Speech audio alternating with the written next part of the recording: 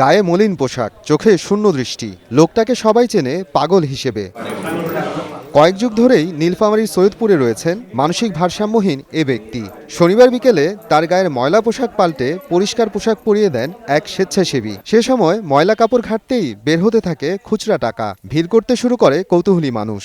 পরে 999-এ ফোন দিলে হাজির হয় সৈয়দপুর থানার পুলিশ। টাকাসহ মানসিক ভারসাম্যহীন সেই ব্যক্তিকে থানায় নিয়ে আসা হয়।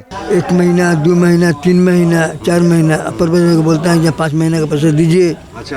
अब आप उतना बड़ा पैसा है, 5,000 रुपये तुम ही ले लेंगे तो 500 रुपये मेरी बिक्री होता है, तो हम खाएगा कुछ चीज़। वो 5,000 देते गया।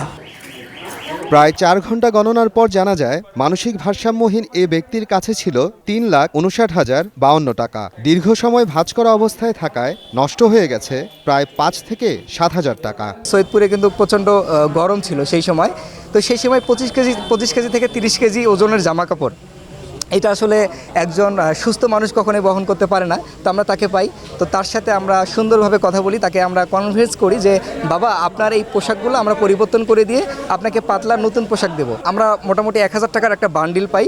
তো এটা আমরা মোটামুটি অবাক হয়ে যাই যে ওনার কাছে হয়তো আরও কোনো টাকা থাকতে পারে। তো ওনার 25 কেজি থেকে 30 কেজি ওজনের যে জামা কাপড় সেগুলো আমরা খুলি। তো খুলে একটা একটা করে আমরা অসংখ্য টাকা পাই। যেমন 1,000 টাকার নোট আমরা 126 পিস পাই, এবং 500 টাকার নোট আমরা 320 থেকে 350 পিস আমরা পাই 500 টাকার নোট। এবং 100 টাকার নোট একাধিক ছিল, 10 টাকা, 20 টাকা, 50 টাকা, 100 টাকা এবং অনেক খুচরা টাকা।